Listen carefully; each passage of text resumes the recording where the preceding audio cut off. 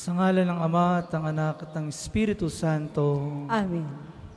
Ang pagpapala ng ating Panginoong Jesucristo, ang pag-ibig ng Diyos Ama, at ang pakikipagkaisa ng Espiritu Santo naway sumainyong lahat. At sumainyo rin. Magandang umaga po sa inyong lahat. Magandang umaga po, Father. Ngayon po ay nakikita isa tayo sa pagdiriwang ng kapistahan ng pagtatalaga sa Palasyong Simbahan sa Laterano, Roma. Mga kapatid, aminin natin at pagsisihan ang ating mga kasalanan upang tayo ay maging marapat gumanap sa banal na pagdiriwang. Inaamin ko sa makapangyarihang Diyos at sa inyo mga kapatid na lubha akong nagkasala sa isip, sa salita at sa gawa at sa aking pagkukulang. Kaya isinasamo ko sa mahal na Birheng Maria, sa lahat ng mga anghel at mga banal, at sa inyo mga kapatid, na ako'y ipanalangin sa Panginoong ating Diyos.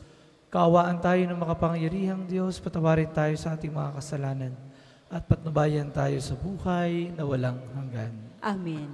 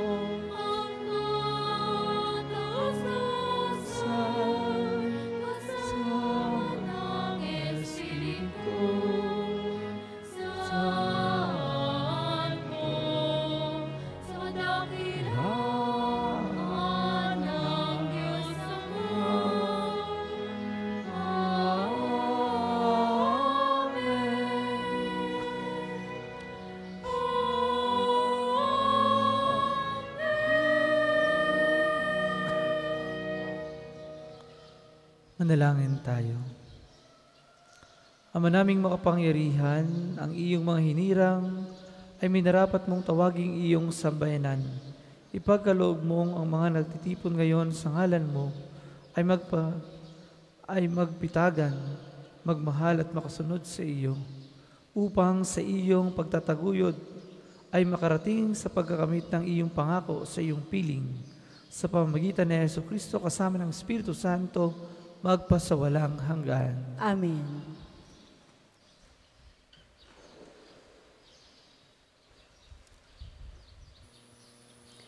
Pagbasa mula sa aklat ni Propeta Ezekiel.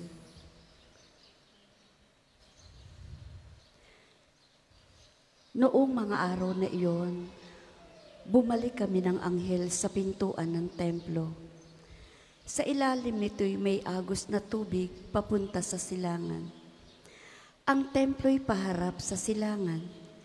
Ito'y nagmumula sa gawing timog na bahagi ng templo. Sa gawing timog ng altar, lumabas kami sa pintuan sa gawing hilaga at iniligid niya ako papalabas sa pintuan sa gawing silangan.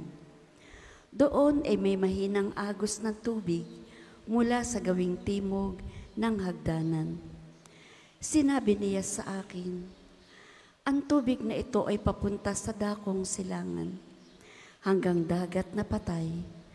Pag-abot nito sa dagat na patay, malilinis ng tubig nito. Lahat ng lugar ng maaagusan nito ay magkakaroon lahat ng uri ng hayop at isda. Pagdating ng agos nito sa dagat na patay, magiging tabang ang tubig ng dagat. Lahat ng lugar na abutin nito ay magkakaroon ng buhay. Sa magkabilang pampang ng ilog ay tutubo ang sari-saring punong kahoy na makakain ang bunga. Hindi malalanta ang mga dahon nito, ni mawawala ng bunga, pagkat ang didilig dito ay tubig na umaagos mula sa templo. Ito ay patuloy na mamumunga sa buong taon. Ang bunga nito ay pagkain at gamot naman ang mga dahon. Ang salita ng Diyos. Salamat sa Diyos. Salmong tugunan.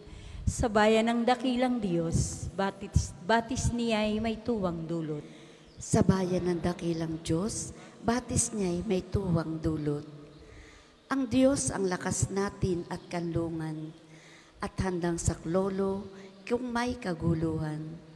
Di dapat matakot, mundi payanigman, kahit na sa dagat, ang bundok mabuwal. Sa bayan ng dakilang Diyos, batis niya ay may tuwang dulot. May ilog ng galak sa bayan ng Diyos. Sa banal na templo'y ligaya ang dulot. Ang tahanan ng lungsod ay di masisira. Ito ang tahanan ng Diyos na dakila. Mula sa umaga ay kanyang alaga. Sa bayan ng dakilang Diyos, batis niya ay may tuwang dulot. Nasa atin ang Diyos na makapangyarihan, ang Diyos ni Jacob na ating kanlungan. Ano man ang kanyang ginawa sa lupa, sapat ng pagmasdan at ika'y hahanga. Sa bayan ng dakilang Diyos, batis niya ay may tuwang dulot. Pagbasa mula sa unang sulat ni Apostol San Pablo sa mga taga-Korinto. Mga kapatid, kayo ang gusali ng Diyos ayon sa kaloob ng Diyos sa akin. Ako ang naglagay ng pundasyon bilang mahusay na tagapagtayo. Iba naman ang nagpapatuloy ng pagtatayo ng gusali. Ngunit maging maingat ang bawat nagtatayo, sapagkat wala ng ibang pundasyon na maaaring ilagay liban sa nailagay na ni Jesucristo. Hindi ba ninyo alam na kayo'y templo ng Diyos at naninirahan sa inyo ang kanyang Espiritu? Parurusahan ng Diyos ang magwasak ng templo niya, sapagkat banal ang templo ng Diyos at kayo ang templong iyan. ang salita ng Diyos. Salamat sa Diyos. Magsitayo po ang lahat.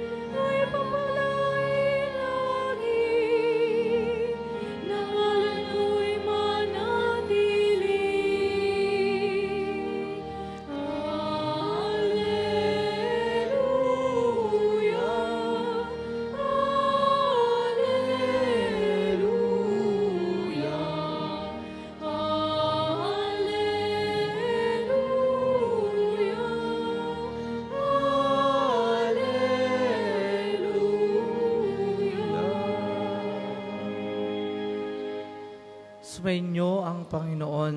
At sumainyo rin. Ang mabuting balita ng Panginoon ayon kay San Juan. Papuri sa iyo, O Panginoon.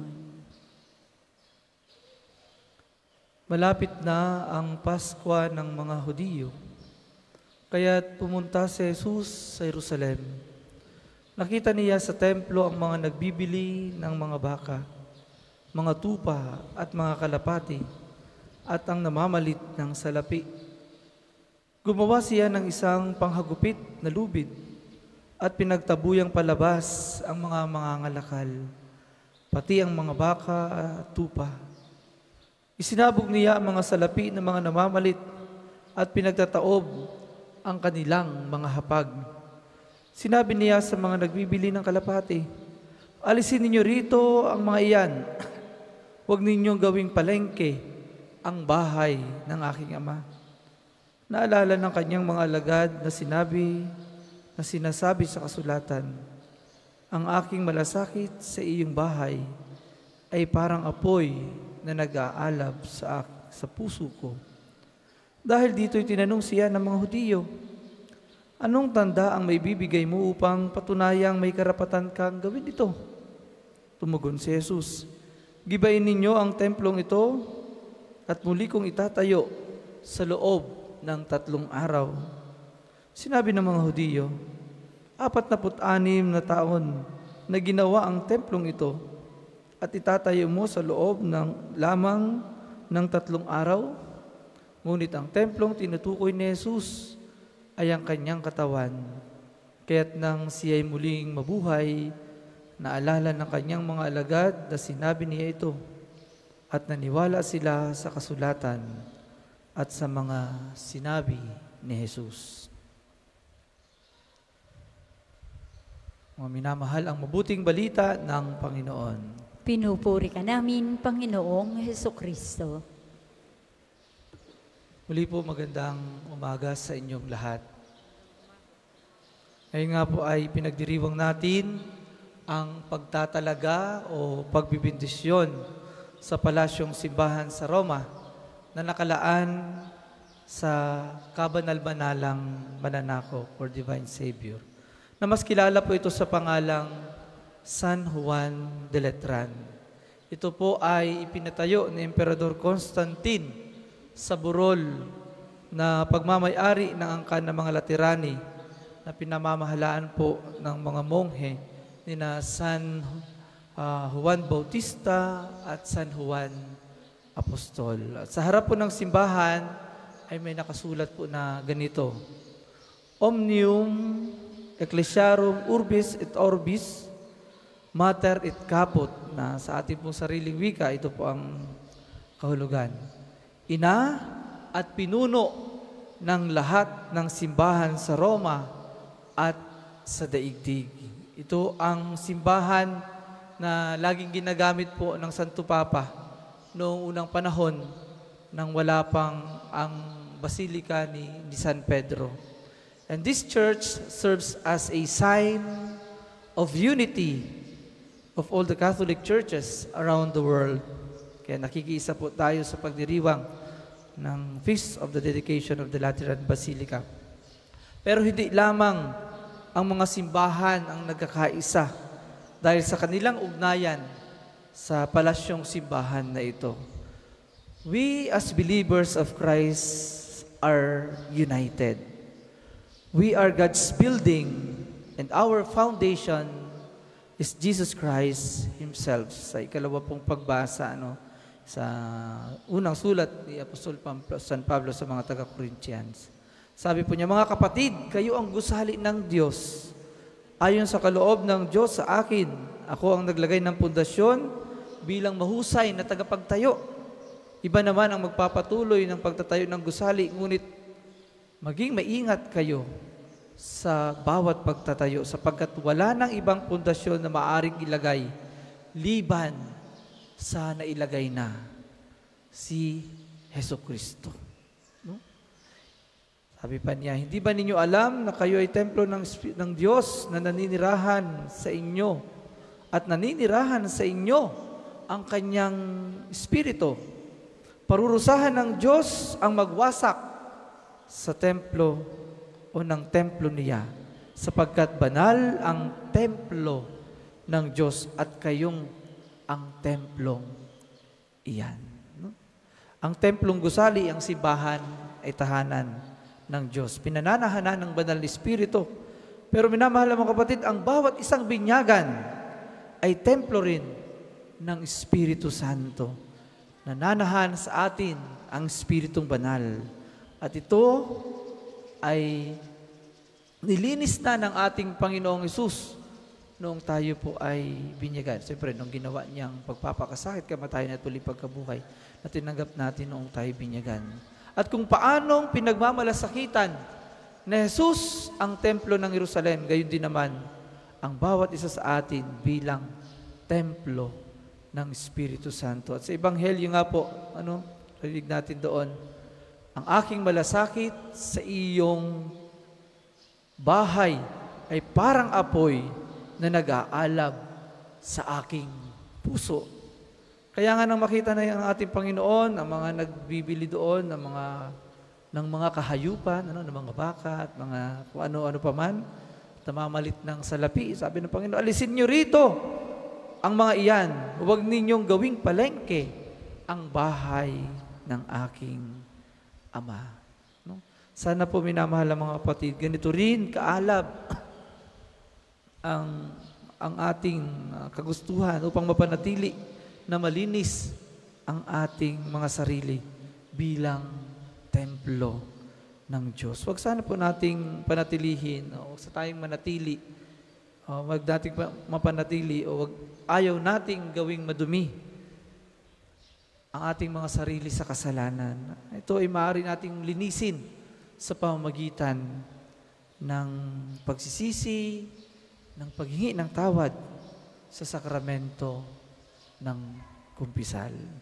Mga minamahal, magpasalamat tayo sa Diyos sa araw na ito sa pagdiriwang natin ng kapistahan ng pagtatalaga ng palasyong simbahan sa Laterano sa Roma. At kung pinararangalan ang simbahang bato, ay lalo tigit daw po ang simbahang espiritual ng ating mga kaluluwa na tahanan ng Espiritu Santo mula pa noong tayo ay binyagan.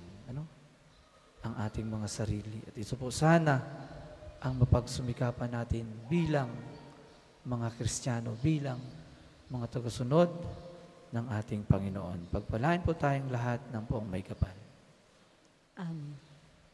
Para po sa mga maghahandog ng sobre, pakihulog na lamang po sa buslo.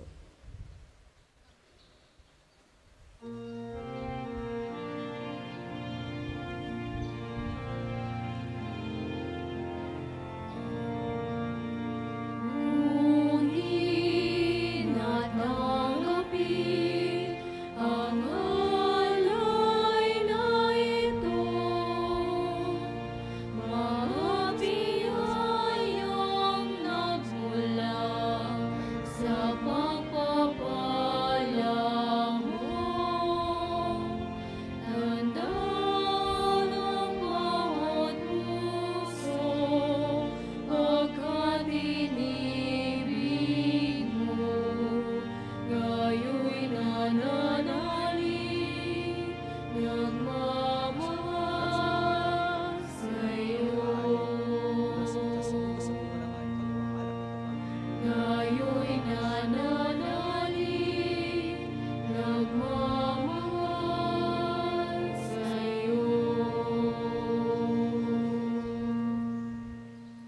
Magsitayo po ang lahat. Manalangin kayo mga kapatid upang paghahain natin ay kalugdan ng Diyos amang makapangyarihan. Tanggapin nawa ng Panginoon itong paghahain sa iyong mga kamay, sa kapurihan niya at karangalan sa ating kapakinabangan at sa buong sambayanan niyang banal.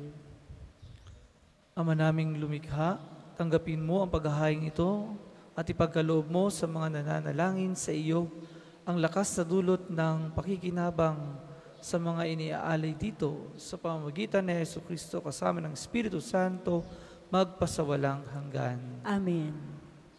Sumainyo ang Panginoon. At sumainyo rin. Itaas sa Diyos ang inyong puso at diwa. Itinaasa namin sa Panginoon. Pasalamatan natin ang Panginoong ating Diyos. Marapat na siya ay pasalamatan.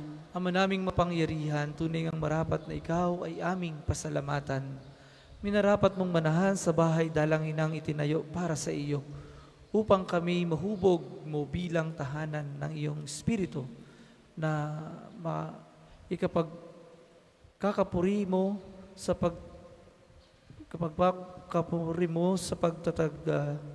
pagtataglay ng iyong sariling kariktan. Itinalaga mo ang sa iyong kabanalan ang gusaling kababanaagan ng iyong tinipong sambayanan, kaisa ng anak mong palagi ng makapagluwal ng mga kasapi na sa iyo'y sasapit ng maluwalhati. Kaya kaisa ng mga anghel na nagsisiawit ng papuri sa ng walang umpay sa kalangitan, kami nagbubunyi sa iyong kadakilaan.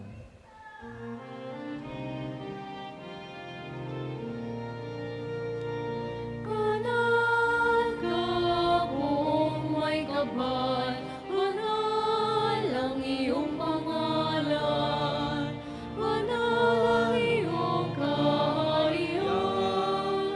Langit lupa'y nagpupugay sa iyong kadakilan. Pinarakilan ng lahat ang naparito mong anak, na siyang nagulat sa mula, sa pilaya'y nagpalakad, at nakiramay sa lahat. Kundi kayang lumuhod ay manatiling nakatayo ng may paggalang.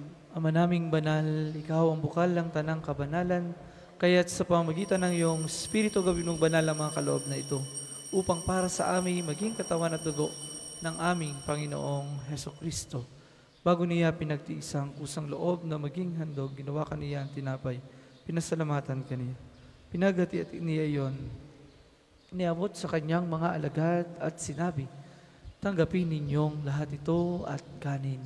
Ito ang aking katawan na ihahandog para sa inyo.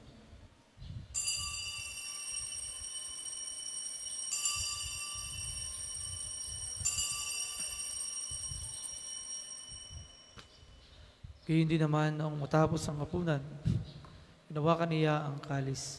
Muli kaniyang pinasalamatan. Iniabot niya ang kalis sa kanyang mga alagad at sinabi, tanggapin ninyong lahat ito at inumin. Ito ang kalis ng aking dugo, ng bago at walang hanggang tipan. Ang aking dugo ni bubuhos para sa inyo at para sa lahat, sa ikapagpapatawad ng mga kasalanan. Gawin ninyo ito sa pag-alaala sa akin.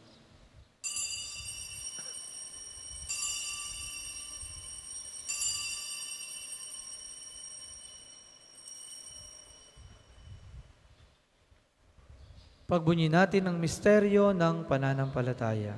Si Kristo'y namatay, si Kristo ay nabuhay, si Kristo'y babalik sa wakas ng panahon. Ama, ginagawa namin ngayon ang pag-alaala sa pagkamatay at muling pagkabuhay ng iyong anak. Kaya tiniaalay namin sa iyo ang tinapay na nagbibigay buhay at ang kalis na nagkakaloob ng kaligtasan. Kami nagpapasalamat dahil kami iyong minarapat at tumayo sa harap mo para maglingkod sa iyo. Sinasamo namin kaming magsasalo-salo sa katawan at dugo ni Kristo ay mabuklod sa pagkakaisa sa pamamagitan ng Espiritu Santo. Amalingapin mo ang iyong simbahang laganap sa buong daigdig. Puspusin mo kami sa pag-ibig kay isa ni Francisco na aming Papa at ni Gilbert na aming obispo at ng Tanang Kaparian. Alalahanin mo rin ang mga kapatid naming nahimlay, nang may pag-asang sila'y muling mabubuhay, gayon din ang lahat ng mga pumanaw. Kaawaan mo sila at patuloyin sa iyong kaliwanagan. Kaawaan mo at paging dapatin kaming lahat na makasalo sa iyong buhay na walang wakas. Kaisa ng mahal na Birheng Maria na Ina ng Diyos. Kaisa ni San Jose, ang kanyang kalinsinisang esposo. Kaisa ng mga apostol, ni Santo Padre Pio at ng lahat ng mga banal na namuhay dito sa daigdig ng kalugod-lugod sa iyo. May pagdiwang nawa namin ang pagpupuri sa ikararangal mo sa pamamagitan ng iyong anak na aming Panginoong Heso Kristo. Sa pamamagitan ni Kristo, kasama niya at sa Kanya, ang lahat ng parangal at papuri sa iyo, Diyos amang makapangyarihan, kasama ng Espiritu Santo, magpa sa walang hanggan.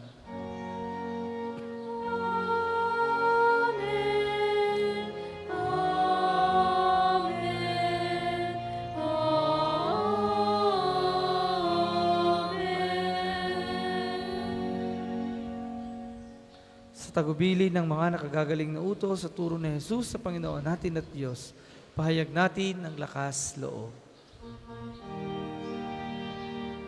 Ama namin, sumasalangit ka, sambahin ang ngalan mo,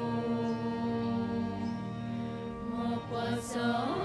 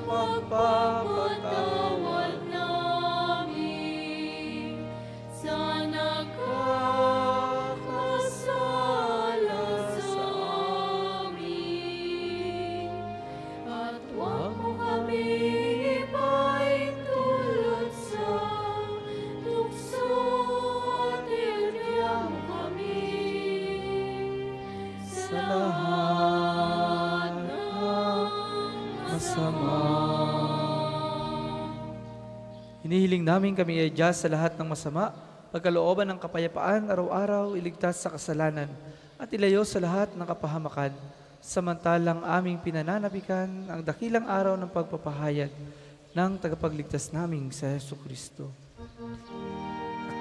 Sapagkat iyong kaharian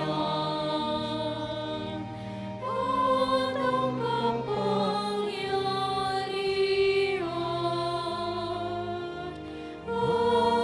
at ang kapurihan magpakailanman.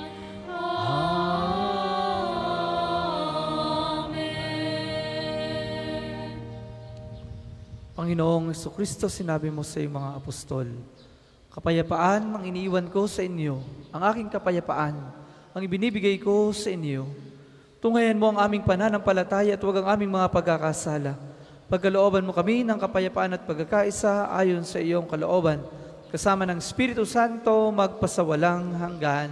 Amen. Ang kapayapaan ng Panginoon ay laging sumainyo. At sumainyo. Bigayan kayo ng kapayapaan sa isa't isa.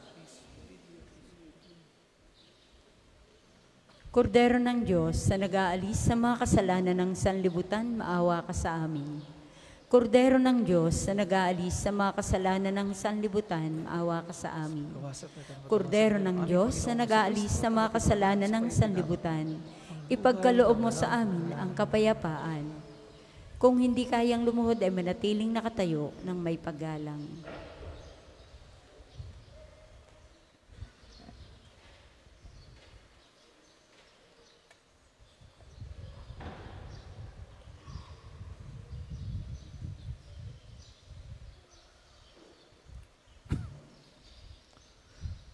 Mga minamahal, ito ang kordero ng Diyos. Ito ang nag-aalis ng mga kasalanan ng sanlibutan. Mapalad ang mga inaangyayahan sa kanyang piging. Panginoon, hindi ako karapat-dapat magpatuloy sa iyo. Ngunit sa isang salita mo lamang ay gagaling na ako. Katawan ni Kristo. Amen.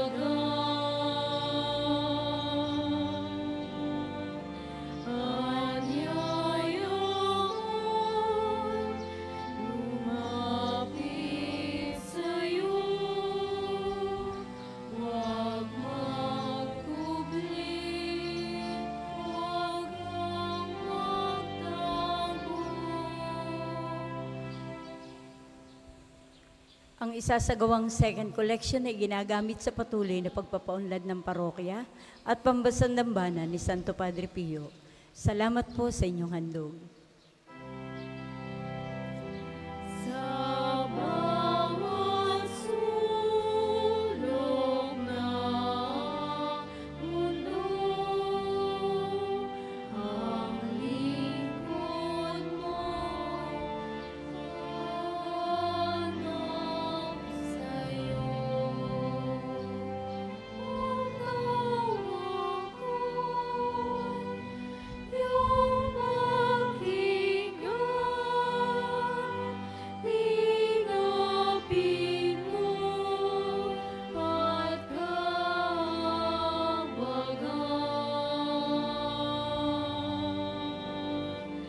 Panginoon, aking danglang, tanging ikaw ang kaligtasan. Sama-sama ilayo ang sugo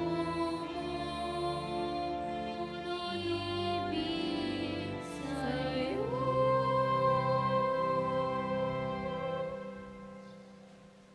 Magsitayo po lahat.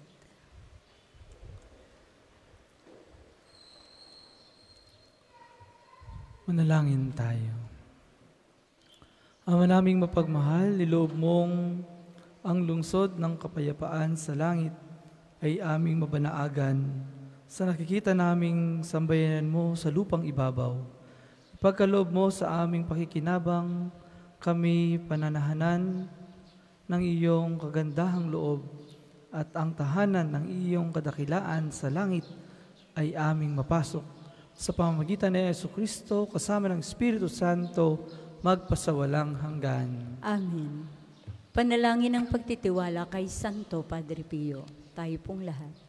Padre Pio, taga Pietrelcina, mongheng banal, pintakasing santo ng milenyong kasalukuyan, Gabay namin sa pagtahak sa landasing makalangit. Takbuhan sa pangangailangan, huwaran ng pagtitiis. Sa iyo namin inilalapit aming mga kagipitan. Sa iyo po'y binibilin, kalusugan at kabuhayan.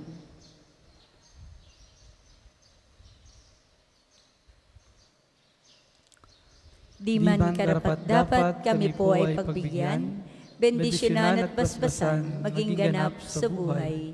Lumayo nawa kami, umiwas sa kasalanan. Lumapit lagi sa Diyos, maging matatag at matibay. Sa mabuting balita ng pagliligtas, turuan mo kami nawa. Sa tuwina ay makinig, magnilay at sumampalataya. Amin pong pakiusap itong mga kahilingan. Puso ay nagsisisi, nagtitikang taimtiman. Di na muling magkasala, sunod lagi sa Diyos Amang. Kaisa ng Espiritu at ni Jesus na tagapamagitan. Amen. Magsiupo po muna para sa ilang paalaala. Una po sa inyong pagdalaw sa pambansang dambana. Mangyaring pakaingatan ang inyong mga personal na gamit. Hangad namin ang isang matiwasay at maayos na pagbisita sa National Shrine. Ikalawa, nakahanda na po sa bandang una ng main church ang paglalagyan ng mga sobrang may pangalan ng inyong mga mahal na yumao. Sila po ay ating ipinagnonobena simula po noong ika-1 ng Nobyembre hanggang ngayong ika-9 at buong buwan nating ipagdadasal ang kapayapaan ng kanilang kaluluwa. Makipag-ugnayan lamang po kayo sa ating mga tagapaglingkod.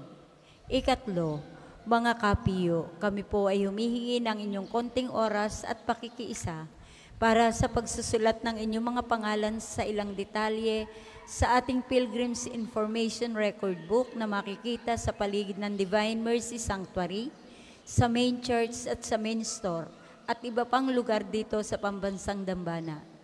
Ito po ay bilang bahagi ng documentation program para sa pagpapalawig ng datos at turismong pangsimbahan.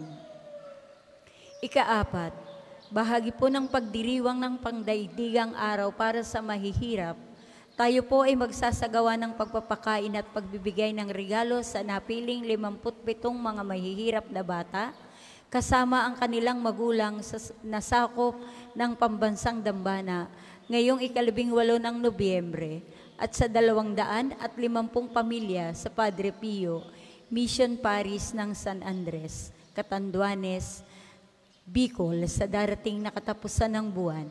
Sa mga may magagandang loob na nagnanais makiisa sa gawa. Seminaryo Mayor ni San Francisco de Sales ay matatagpuan sa Barangay Marawoy, Lipa City.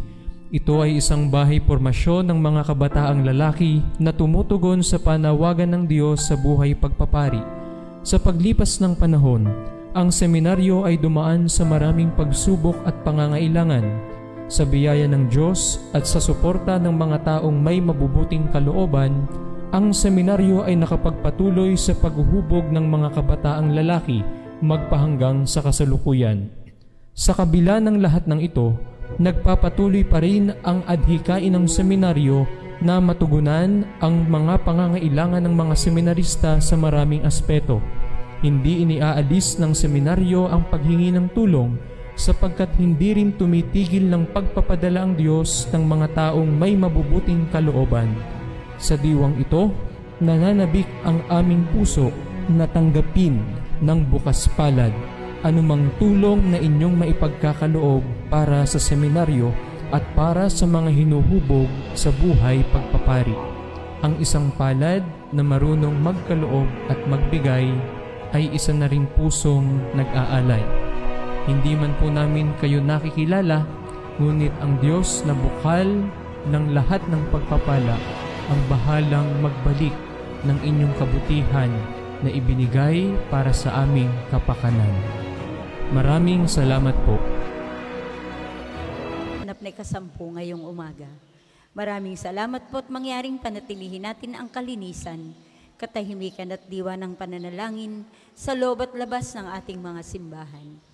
Magsitayo na po ang lahat para sa pagbabasbas ng religious articles. Mga kapatid, manalangin tayo sa Diyos sa mga makapangyarihan upang tayo ay maging kawangis si Kristo sa taimtim na pagdalangin. sa tulong ng mga larawan at mga dasalan. O Panginoong Diyos, Ikaw ang bukal ng lahat ng pagpapala at biyaya.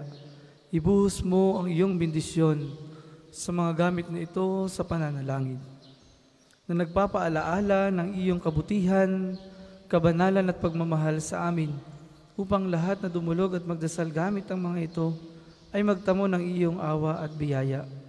Loobin mong tularan nila ang kabanalan at aral ng Panginoon at ng mga santo magpasawalang hanggan. Amen.